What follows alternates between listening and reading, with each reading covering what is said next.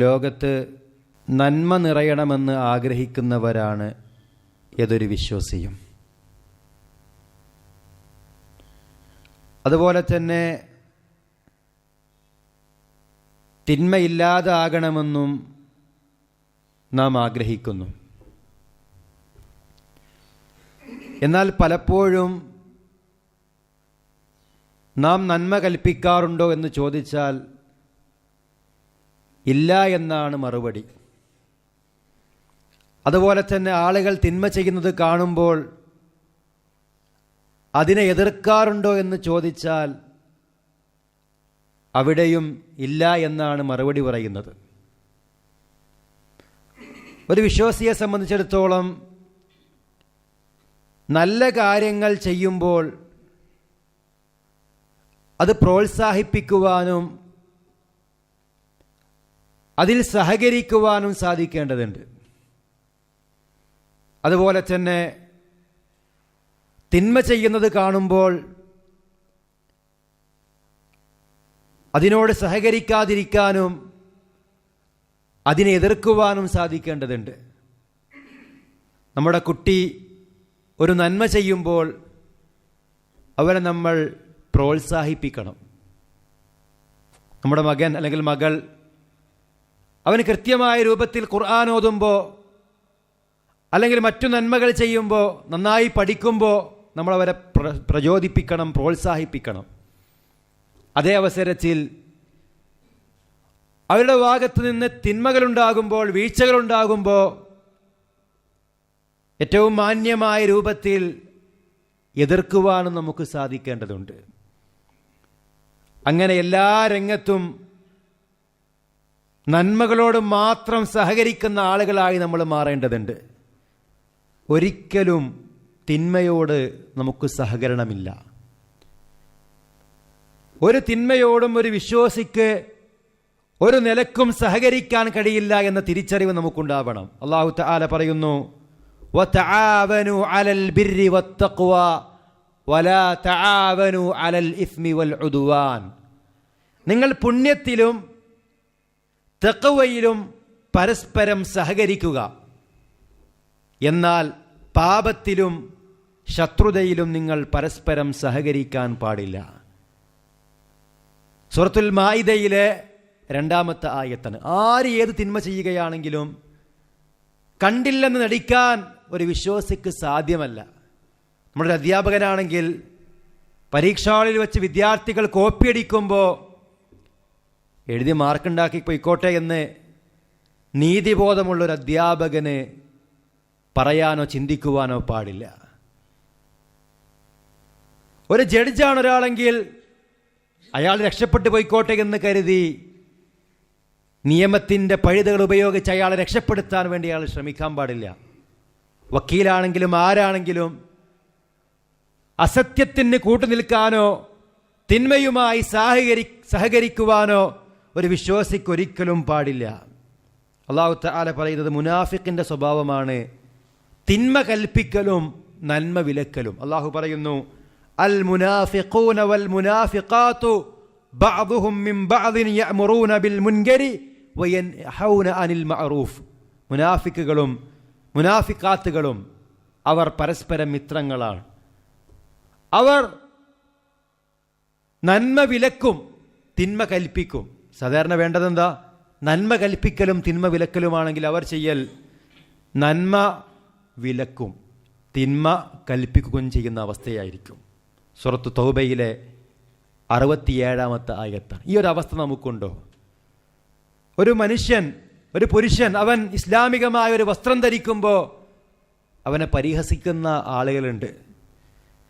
ഒരു സ്ത്രീ മാന്യമായ ഇസ്ലാമികമായ വസ്ത്രം ധരിക്കുമ്പോൾ ഇപ്പം തന്നെ പ്രായമുള്ള ആൾക്കാരെ പോലെ നടക്കണ്ട എന്ന് പറഞ്ഞ് വിമർശിക്കുന്ന ആളുകളുണ്ട്.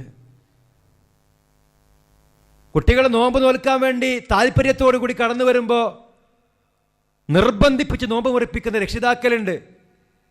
പ്രിയമുള്ളവരെ, ഓരോരുടെയും പ്രായവും അവസ്ഥയും ഒക്കെ പരിഗണിച്ചുകൊണ്ട് തന്നെ നന്മക്ക് പ്രോത്സാഹിപ്പിക്കുവാൻ നമുക്ക് സാധിക്കേണ്ടതുണ്ട്. എന്നാൽ നന്മ ചെയ്യുന്നത് പലപ്പോഴും പല ആളുകളും മുടക്കുകയാണ്. ഇസ്ലാമികമായ കാര്യങ്ങൾ ചെയ്യുമ്പോൾ അതിനൊക്കെ തടസ്സം നിൽക്കുന്ന അവസ്ഥ നമുക്കുണ്ടാകരുത്. നന്മയുടെ മാർഗത്തിലേക്ക് പോകുമ്പോൾ, പള്ളിയിലേക്ക് വരുമ്പോൾ പിറകോട്ട് വലിക്കുന്ന, തിന്മ കൽപ്പിക്കുന്ന കൂട്ടുകാരെ നമുക്ക് കാണാൻ കഴിയും. അതുപോലെ തന്നെ അശ്ലീലമായ കാര്യങ്ങൾ കാണാനും മദ്യപിക്കുവാനും കൽപ്പിക്കുന്ന കൂട്ടുകാരെ നമുക്ക് കാണാൻ കഴിയും. അതൊക്കെ മുനാഫിക്കിൻ്റെ സ്വഭാവമാണ്, നന്മ വിലക്കുക, തിന്മ കൽപ്പിക്കുക എന്നുള്ളത്. അല്ലാഹു തആല പറയുന്നു, വൽ മുഅ്മിനൂന വൽ മുഅ്മിനാതു ബഅ്ദുഹും ഔലിയാഉ ബഅദ് യഅ്മുറൂന ബിൽ മഅറൂഫി വയൻഹൗന അനിൽ മുൻകർ. സത്യവിശ്വാസികളും വിശ്വാസിനികളും പരസ്പരം മിത്രങ്ങളാകുന്നു. അവർ സദാചാരം കൽപ്പിക്കുന്നു, ദുരാചാരം വിലക്കുന്നു. സൂറത്തു തൗബയിലെ 71-ാമത്തെ ആയത്താണ്. തിന്മയോട് ഒരു സഹകരണവും നമുക്കില്ല. നബി സ്വല്ലല്ലാഹു അലൈഹി വസല്ലം പറഞ്ഞു, മൻ റആ മിൻകും മുൻകറൻ ഫൽയുഗയ്യിറുഹു ബിയദിഹി. നിങ്ങൾ ആരെങ്കിലും ഒരു തിന്മ കാണുകയാണെങ്കിൽ നിങ്ങളത് കൈകൊണ്ട് എതിർക്കണം. അതിന് സാധ്യമല്ലെങ്കിൽ ഫബിലിസാനിഹി, നാവ് കൊണ്ട് അതിനെ എതിർക്കണം. അതിനും സാധ്യമല്ലെങ്കിൽ ഫഇല്ലം യസ്തതി ഫബിഖൽബിഹി, ഹൃദയം കൊണ്ടെങ്കിലും അത് വെറുക്കണം. അതാണ് ഈമാനിൻ്റെ ഏറ്റവും ദുർബലമായ അവസ്ഥ. ഒരു തിന്മയെ നമ്മൾ ഹൃദയം കൊണ്ട് വെറുക്കുക എന്ന് പറഞ്ഞാൽ ആ തിന്മ നടക്കുന്ന സദസ്സിൽ നിന്ന് അയാൾ മാറിപ്പോകും. അതുപോലെ തന്നെ ആ തിന്മക്ക് ആശംസകൾ അർപ്പിക്കുകയില്ല. ഹറാമായ കാര്യങ്ങൾ ആര് ചെയ്താലും നമ്മൾ ഒരിക്കലും അതിന് ആശംസകൾ അർപ്പിക്കാൻ പാടില്ല. ഒരിക്കലും തിന്മയോട് സഹകരിക്കുക എന്നുള്ളത് വിശ്വാസിക്ക് അനുയോജ്യമായിട്ടുള്ള കാര്യമല്ല. മഹാനായ മൂസാ നബി അലൈഹിസ്സലാം അബദ്ധവശാൽ ഒരാളെ കൊന്നുപോയി, അല്ലേ? രണ്ടുപേർ അടികൂടുമ്പോൾ ബനു ഇസ്രായേലുകാരിൽപ്പെട്ട വ്യക്തിയെ രക്ഷിക്കാൻ വേണ്ടി കിബിത്തിയെ തടഞ്ഞു വെച്ചതാണ്. ആ അടിയിൽ ആ ഫിർഔനിൻ്റെ കുടുംബത്തിൽപ്പെട്ട കിബിത്തി മരണപ്പെട്ടു പോയി. മനഃപൂർവ്വം കൊന്നതല്ല, അബദ്ധവശാൽ കൊല്ലപ്പെടുന്നു. ആര്? ആ കാലഘട്ടത്തിൽ ഏറ്റവും വലിയ ഭീകരവാദിയായ ഒരു മനുഷ്യൻ. ബനു ഇസ്രായേലുകാരെ ക്രൂരമായി അടിച്ചൊതുക്കിയ ഫിർഔനിൻ്റെ പട്ടാളത്തിൽപ്പെട്ട ഒരാൾ. മൂസാ നബി സന്തോഷിച്ചില്ല.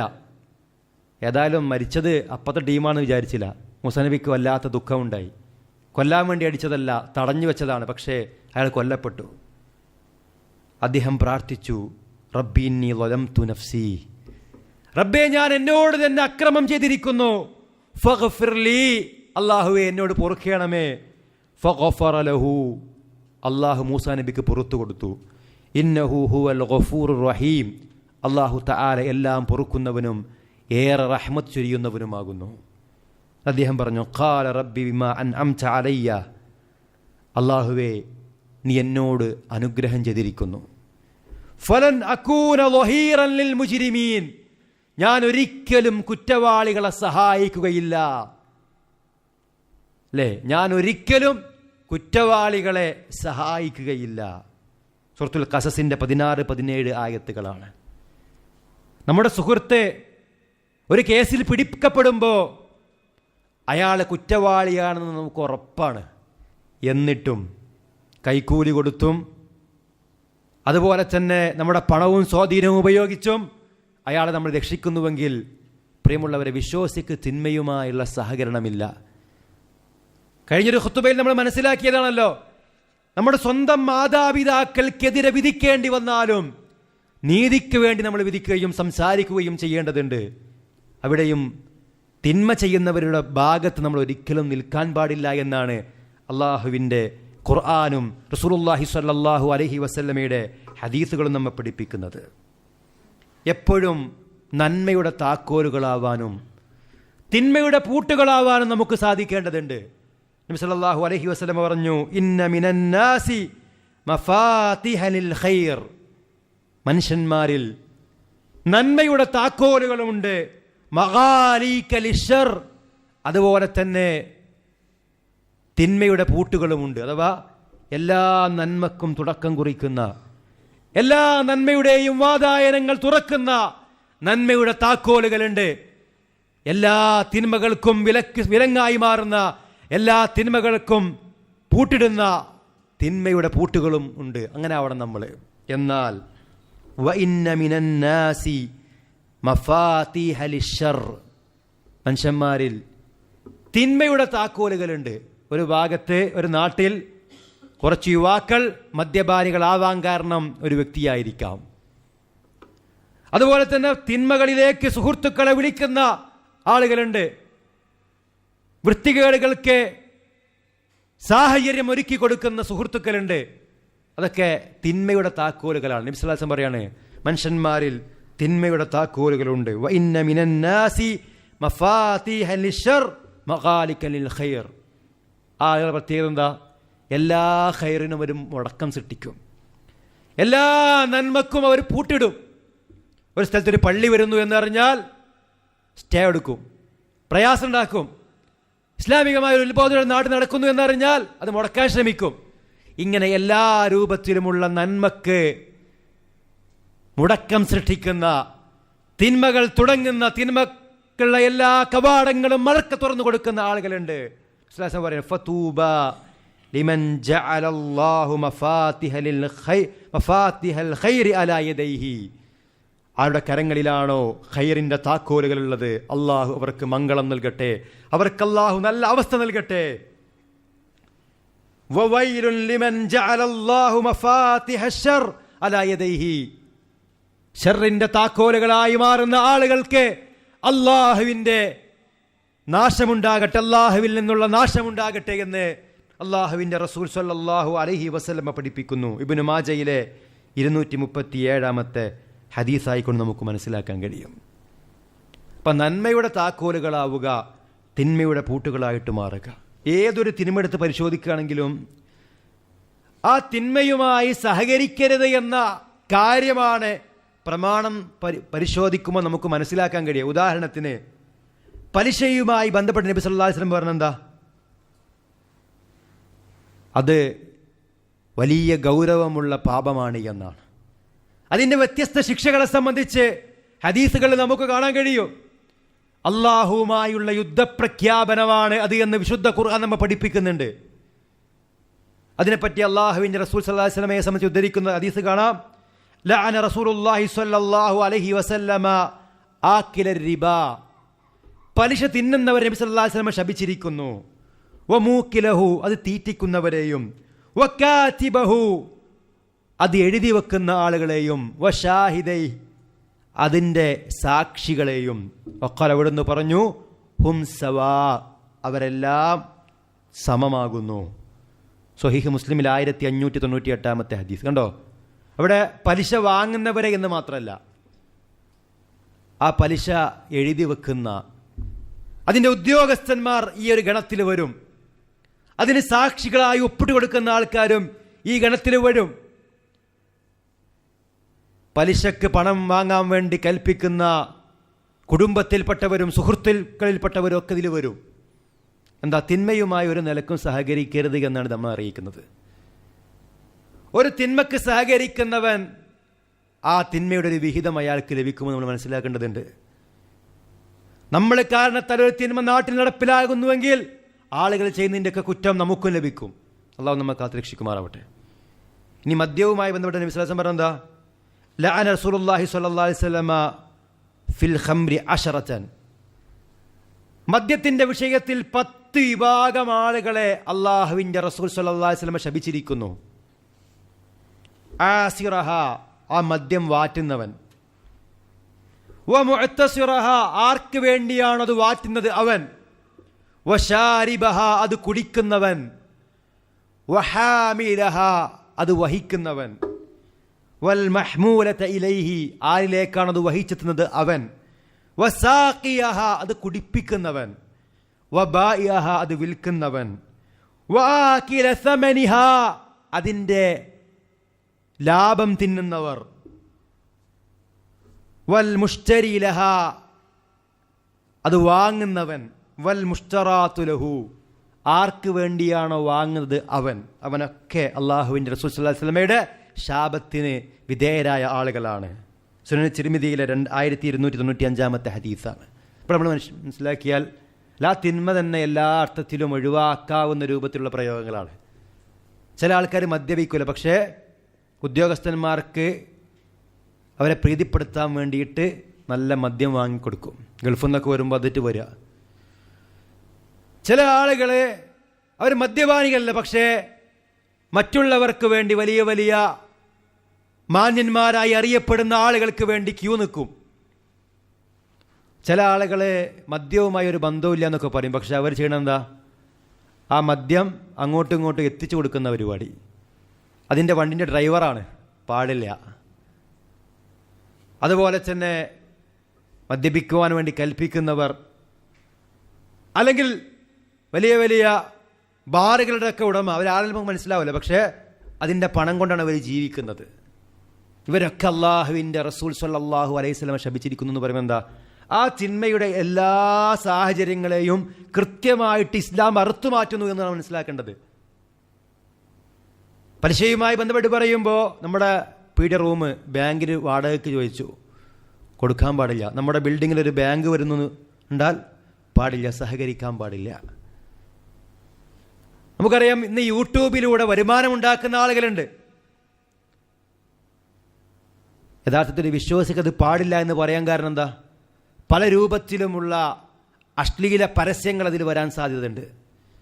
അതുപോലെ തന്നെ അള്ളാഹുവിൻ്റെ ഖുർആനും റസൂലുള്ളാഹി സ്വല്ലല്ലാഹു അലൈഹി വസല്ലമയുടെ ഹദീസുകളും നിഷിദ്ധമാക്കിയിട്ടുള്ള സംഗീതം പോലുള്ള കാര്യങ്ങൾ അതിൽ വരാൻ സാധ്യതയുണ്ട്, അല്ലെങ്കിൽ വരാറുണ്ട്.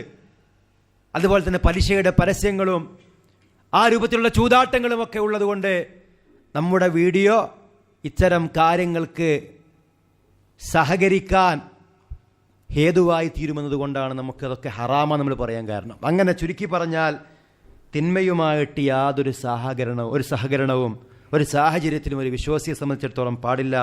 അല്ലാഹു തആല നമ്മെ തിന്മയുടെ എല്ലാ രൂപത്തിലുമുള്ള പ്രയാസങ്ങളിൽ നിന്ന് കാത്തുരക്ഷിച്ച് അനുഗ്രഹിക്കുമാറാവട്ടെ. സൂറത്തുൽ ഫുർഖാനിലെ 72-ാമത്തെ ആയത്തിൽ അള്ളാഹു പറയുന്നു, അള്ളാഹുവിൻ്റെ ദാസന്മാർ വല്ലദീന ലാ യശ്ഹദൂന അസ്സൂറ വഇദാ മർറൂ ബില്ലഗ്വി മർറൂ കിറാമ, കളവിന് സാക്ഷ്യം വഹിക്കാത്തവരായിരിക്കും അവർ. ഉണ്ടോ? തിന്മയുമായി അവർ സഹകരിക്കുകയില്ല എന്നർത്ഥം. വൈദാ മർറൂ ബില്ലഗ്വി മർറൂ കിറാമ, അനാവശ്യമായ കാര്യങ്ങൾ നടക്കുന്നിടത്ത് കൂടി അവർ കടന്നു പോവുകയാണെങ്കിൽ അതിലൊന്നും പങ്കെടുക്കാതെ മാന്യന്മാരായിക്കൊണ്ട് കടന്നു പോകുന്നവരായിരിക്കും അവർ. സൂറത്തുൽ മുഅ്മിനൂനിലെ 3-ാമത്തെ ആയത്തിൽ കാണാം, വല്ലദീനഹും അനിൽ ലഗ്വി മുഅ്രിദൂൻ, അനാവശ്യ കാര്യങ്ങളിൽ നിന്ന് തിരിഞ്ഞു കളയുന്നവരാകുന്നു വിശ്വാസികൾ എന്നാണ്. അത്തരം ആളുകൾക്ക് സ്വർഗമുണ്ട് എന്നതിൻ്റെ അവസാന ഭാഗത്ത് നമുക്ക് കാണാൻ കഴിയും. അതിൻ്റെ 10 മുതലുള്ള ആയത്തുകളിൽ കാണാൻ കഴിയും. ഇപ്പം ചുരുക്കത്തിൽ ഒരു തിന്മ നടക്കുമ്പോൾ അതിൽ പങ്കാളിയാവുകയല്ല വിശ്വാസി ചെയ്യേണ്ടത്. എതിർക്കാൻ കഴിയുമെങ്കിൽ എതിർക്കുക, അല്ലെങ്കിൽ അതിനെ വെറുത്തുകൊണ്ട് ഇവിടുന്ന് മാറിപ്പോരുക എന്നുള്ളതാണ് വിശ്വാസികളുടെ നിലപാട്. നരകക്കാർ അവരെ വിലപിക്കും, അവരോട് ചോദിക്കും, എന്തുകൊണ്ടാണ് നിങ്ങൾ ഈ നരകത്തിൽ അകപ്പെട്ടത്? അവർ പറയുന്നൊരു മറുപടി, വകുന്നാ നഖൂദു മഅൽ ഖാഇദീൻ, തിന്മയുടെ വക്താക്കളെ കൂടി ഞങ്ങളിങ്ങനെ ജീവിച്ചു എന്നാണ്. മാത്രവുമല്ല, തിന്മയുടെ കൂടെ കൂടുമ്പോഴൊരു പ്രശ്നം, ഒന്ന്, ആളുകൾ നമ്മെ തെറ്റിദ്ധരിക്കും. നമ്മുടെ ഫ്രണ്ട്സൊക്കെ മദ്യപാനികളാണെങ്കിൽ ആളുകൾ ധരിക്കുക നമ്മളും മദ്യപാനിയാണ് എന്നാണ്. അതാണ് ഒരു പ്രശ്നം. അതിലുപരി രോഗം പകരും, അല്ലെ? തിന്മയുടെ വക്താക്കളെ കൂടെ നമ്മൾ നടക്കുമ്പോൾ ആ രോഗം അറിയാതെ നമ്മിലേക്ക് വരും. ആരോഗ്യം കണ്ട് പകരൂല, രോഗമാണ് പകരുക. അതുകൊണ്ട് അവരുടെ സ്വഭാവം, അവരുടെ പെരുമാറ്റം, അവരുടെ സംസ്കാരം നമ്മുടെ സംസ്കാരമായിട്ട് അധപ്പതിക്കും നമ്മൾ. മാത്രവുമല്ല, അള്ളാഹുവിൻ്റെ അദാബ് ഇറങ്ങുമ്പോൾ മൊത്തത്തിലായിരിക്കും ഇറങ്ങുക. തിന്മയുടെ വക്താക്കളെ കൂടെ നമ്മൾ സഹകരിക്കുന്ന സമയത്ത് അള്ളാഹുവിൻ്റെ അദാബ് ഇറങ്ങുകയാണെങ്കിൽ, പ്രിയമുള്ളവരെ, എന്തായിരിക്കും നമ്മുടെ അവസ്ഥ? നമ്മൾ ഗൗരവമായി കൊണ്ട് മനസ്സിലാക്കേണ്ടതുണ്ട്. ഒരിക്കലും തിന്മയുമായ ഒരു വിശ്വാസിക്ക് സഹകരിക്കാൻ പാടില്ല. നബി സല്ലല്ലാഹു അലൈഹി വസല്ലം പറഞ്ഞു, മൻ സന്ന ഫിൽ ഇസ്ലാമി സുന്നതൻ ഹസന ഫലഹു അജ്റഹാ വഅജ്റു മൻ അമില ബിഹാ ബഅദഹു മിൻ ഗൈരി ലാ യൻഖുസു മിൻ ഉജൂരിഹിം ഷൈഅ. ആരെങ്കിലും ഇസ്ലാമിലൊരു നല്ല കാര്യം നടപ്പിലാക്കിയാൽ, ഇവിടെ ബിദ്അത്തുൻ ഹസന എന്നല്ല പറഞ്ഞത്, സുന്നത്തുൻ ഹസന, അഥവാ നല്ലൊരു കാര്യം, അഥവാ ഇസ്ലാമിലുള്ളൊരു കാര്യം. പക്ഷെ ഒരുപക്ഷെ ജനങ്ങൾ അത് വിസ്മരിച്ചിട്ടുണ്ടായിരിക്കും, ജനങ്ങൾ അതിനെപ്പറ്റി ശ്രദ്ധിക്കാത്ത ഒരവസ്ഥയുണ്ടാകും. ഒരു ഉദാഹരണം പറയുകയാണെങ്കിൽ, ഒരു നാട്ടിൽ ഒരു മനുഷ്യൻ പാവപ്പെട്ട മനുഷ്യന്മാർക്ക് മാസം തോറും അല്ലെങ്കിൽ നിശ്ചിതമായ തീയതിയോ മറ്റോ വെക്കാതെയുമൊക്കെ പാവപ്പെട്ട ആളുകളെ സഹായിക്കണമെന്ന് തീരുമാനിച്ചു. അതിനുവേണ്ടി ഒരു കമ്മിറ്റി ഉണ്ടാക്കി അതവിടെ പ്രാവർത്തികമാക്കുകയാണെങ്കിൽ ഇത് തുടങ്ങിയ വ്യക്തിക്ക് അതിൻ്റെ ഒരു വിഹിതം കിട്ടിക്കൊണ്ടിരിക്കും. ഒരു നാട്ടിലൊരാൾ ഖുർആൻ ക്ലാസ് ആരംഭിച്ചു. അപ്പോൾ ആരൊക്കെ അവിടെ പങ്കെടുക്കുന്നുവോ അതിൻ്റെ ഒരു വിഹിതം, ആ ഒരു നല്ലൊരു നടപ്പിൻ്റെ ഒരു വിഹിതം ഈ വ്യക്തിക്ക് കിട്ടിക്കൊണ്ടിരിക്കും, മറ്റുള്ളവർക്ക് തീരെ കുറയാതെ തന്നെ. ശേഷം കാണാം, വമൻ സന്ന ഫിൽ ഇസ്ലാമി സുന്നതൻ സയ്യിഅ, ആരെങ്കിലും ഇസ്ലാമിൽ ഒരു ചീത്ത കാര്യം നടപ്പിലാക്കുന്നുവെങ്കിൽ, അല്ലെ ജനങ്ങൾക്ക് ശീലമില്ലാത്ത ഒരു ദുശ്ശീലം ജനങ്ങൾക്കിടയിൽ ആൾ കൊണ്ടുവരുന്നു, ഒരു ഹറാമിന് തുടക്കമിടുന്നു എങ്കിൽ കാന അലൈഹി വിസ്റുഹാ വവിസ്റു മൻ അമില ബിഹാ മിൻ ബഅദിഹി മിൻ ഗൈരി അൻ യൻഖുസ മിൻ ഉജൂരിഹിം മിൻ ഔസാരിഹിം ഷൈഉൻ. ഈ തിന്മ ചെയ്യുന്ന ആൾക്കാരുടെ ഒക്കെ ഒരു വിഹിതം അവർക്ക് തിന്മക്ക് കുറ്റം കിട്ടുന്നത് പോലെ തന്നെ ഈ തിന്മയുടെ തുടക്കക്കാരനായ ഈ വ്യക്തിക്കും കിട്ടുന്നതാണ്. നമ്മൾ ഗൗരവമായിട്ട് മനസ്സിലാക്കുക. നമ്മുടെ മക്കൾ ഇസ്ലാമികമായ വേഷം ധരിക്കാതെ പുറത്തിറങ്ങുന്നുവെങ്കിൽ അത് വാങ്ങിച്ചു കൊടുത്ത മാതാപിതാക്കൾ ഇത് കുറ്റക്കാരാണ്. ഇസ്ലാമികമായ വേഷം എന്താണെന്ന് നമുക്കറിയാം, നമ്മുടെ പൈസക്കാണ് അത് വാങ്ങിയിട്ടുള്ളത്. പ്രിയമുള്ളവരെ, അവരുടെ ആ തിന്മക്ക് മാതാപിതാക്കളായ നമ്മൾ മറുപടി പറയേണ്ടി വരും. മക്കൾക്ക് മൊബൈൽ ഫോൺ വാങ്ങിച്ചു കൊടുക്കുന്നു, അവർ തീരെ ശ്രദ്ധിക്കുന്നില്ല, എന്താണ് അവർ കാണുന്നത് എന്ന് നമ്മൾ ശ്രദ്ധിക്കുന്നില്ലെങ്കിൽ പ്രിയമുള്ളവർ നമ്മൾ കുറ്റക്കാരാണ്. ഇനി നമ്മൾ ശ്രദ്ധിച്ചിട്ടും അവർ തെറ്റ് ചെയ്താൽ നമ്മൾ കുറ്റക്കാരല്ല. നമ്മെ സംബന്ധിച്ചിടത്തോളം പരമാവധി നമ്മൾ ശ്രദ്ധിക്കുക.